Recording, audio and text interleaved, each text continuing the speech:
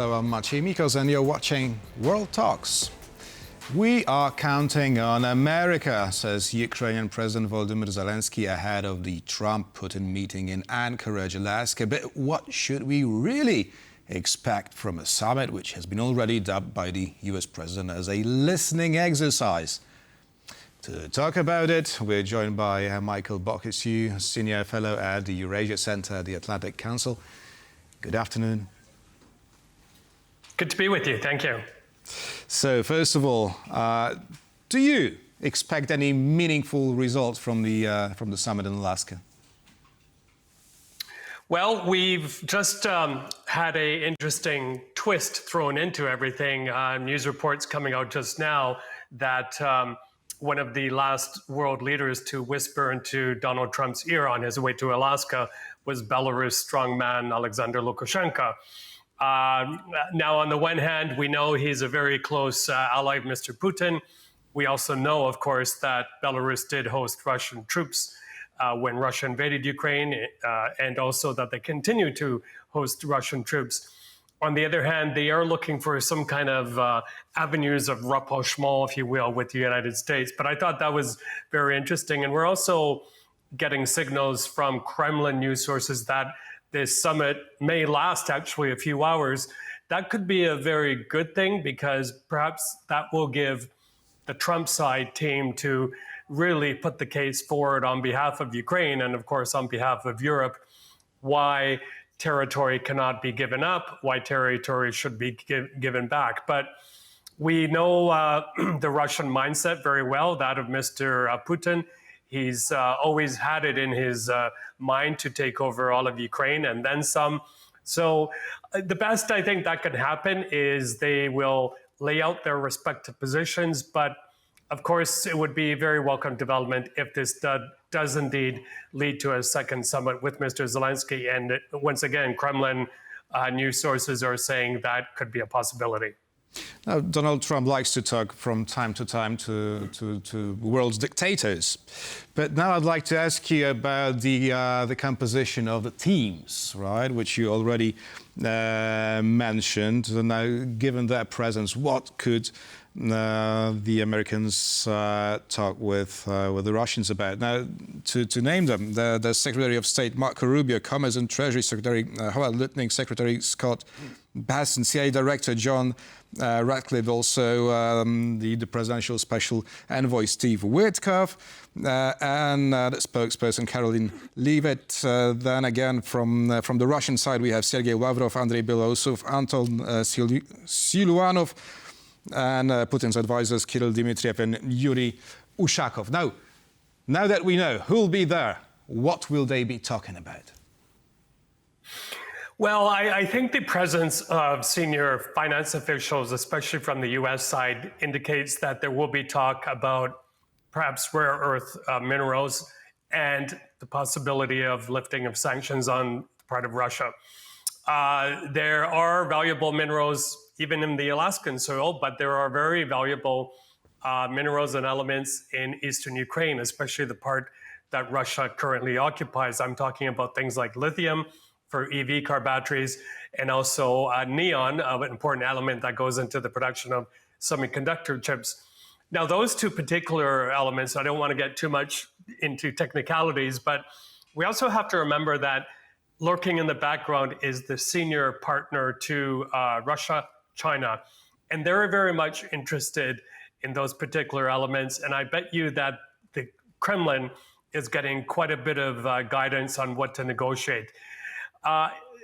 Personally speaking, I think it would be absolutely a miserable development for the free world if Mr. Trump gave any lifting of sanctions to Russia. After all, they've done nothing to deserve it, and Mr. Putin has done nothing to, be lifted out of the diplomatic isolation grave and be invited to Alaska. So I'm hoping that the Trump side will try to negotiate some kind of concessions from the Russia side. Then what should happen is they should detect what else they really want. And then finally, if any agreement is made, it needs to be made crystal clear, no gray lines, but crystal clear to the Russian side of a timeline, and that if any agreement is broken, the consequences will be very, very harsh. Now, I'd like to ask you about symbols, because both delegations tell us something about their approach before the grand meeting. Now, Russia's Foreign Minister Lavrov arrived in Alaska wearing a long sleeve with a USSR acronym on it. Now, on the other hand, the whole meeting takes place at an American military base in a state bought from Russia many years ago. So what does it tell us? Yeah, well, there's heaps of symbolism here, but the fact, again, that Mr. Putin was invited to U.S. soil, let's remember he's a wanted criminal by the ICC, that this is happening at a U.S. military base, which is meant to protect the northern part of North America. And yeah, Lavrov, I saw that video of him swaggering into the hotel. I'm surprised he didn't have a cigarette in his mouth to give it even more symbolism. But in all of his arrogance, saying, oh, this isn't my first time to Alaska. And he didn't answer reporters' questions whether he likes to be there. But also coming up in the next few hours is President Trump is meant to greet Mr. Putin at the steps of his aircraft when he arrives. And that to me indicates that, as I've said previously, there's no floor to Mr. Trump's subservience to Mr. Putin. He respects strongmen, he respects dictators. And one more point, if I can, I was on CNN Live yesterday as Mr. Trump was wrapping up his rambling press conference on Social Security. And in that press conference, he boasted about taking over the District of Columbia, but insultingly, he called us, the media, fake news. He called CNN fake news. And I thought to myself later, this puts him exactly in the same sandbox as Mr. Putin. Both of them despise the media. Mr. Putin has curtailed a lot of freedoms, as we know.